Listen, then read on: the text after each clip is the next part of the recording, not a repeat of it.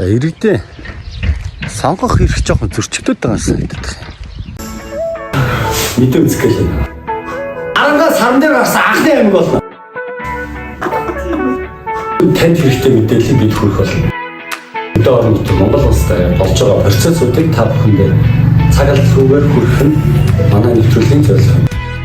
Weekly show 7 хоног болгон тогтмол явахаар хичээж ажиллах болно. Надад асуулт байна. Харин та хэлнэ үү? Сурчлагын самбарн дээр 80 ширхэг зураг хөрөгтэй нэртэйг байх хэвээр.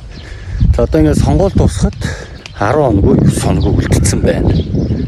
Агис Weekly show иргэдэд сонгогчийн боловсрол олгож байгаа учраас одоо Монгол ардын нам, арчилсан нам, хүн нам энэ гурав ирсэн. Энэ гурвын нээлтэн дээр би бүгдэн дээр ноцсон, бүгд л сүр дүүлэнт таасан. Бусад нөгөө намууд нь хайчиж ба. Юм хийхгүй юм. Энэ иргэд чинь та нарыг олж мэдэхгүй байх юм шүү дээ баг. Ундрагын урд байгаа нийтэд мэдээлэл сонгуулийн сурчлагын самбар нь. Энэ дээр бол одоо 80 хүн байх хэвээр.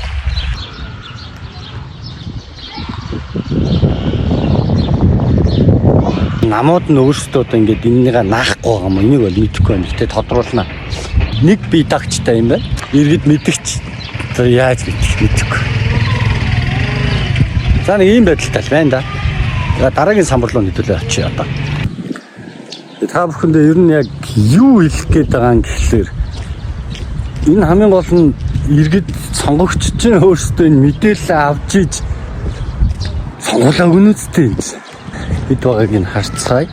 Маа нийтийн худалдаа харагдаж байна. За дараагийн самбар дээр мөн ялгаа авах гэл хоосон байгаад байна. Хоосон би одоо энийг бол ойлгохгүй байна. Энд ийм жижигхэн байгаа юм шиг уучлаарай энэ аа. Ийм жижигхэн юм байна. Тэгээ тоол л та.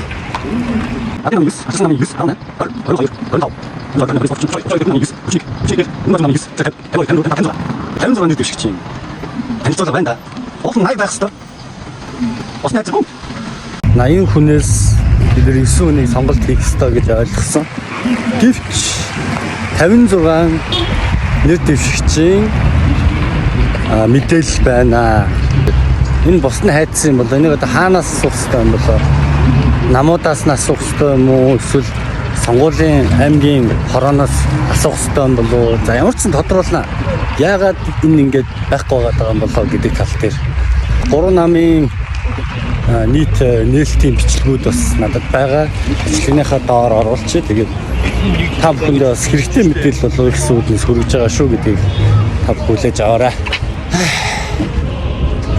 Хамгийн гол нь бид нар мэдчихэж мэдээлэлтэй байж иж сонгуулаа өгнө штэ. Энд бол ингээд 80 хүн байх хэвээр та мэдж байгаа юу? Өсвөрөөс мэдэхгүй байна. Тэгэхээр энэ сонгогчд ямар ч мэдээлэлгүй байна. Зогсож байна. Анхаарахгүй мó? Сонгуулийн ерөнхий хорооноос зөвшөөрөгдсөн аймагт байх хэвээр самбар 5 байгаа юм байна. Тэгэхээр би сая 2 дээр нь очиж үзлээ. Дараагийн бичлэгээр би бусад 3 дээр нь очиод яг 80 байгаа мó? Эсвэл 56 байгаа мó гэдгийг харна. За тэгээд утга бичлэгээр уулзцаая guys. Subscribe, like, share хийгээрэй.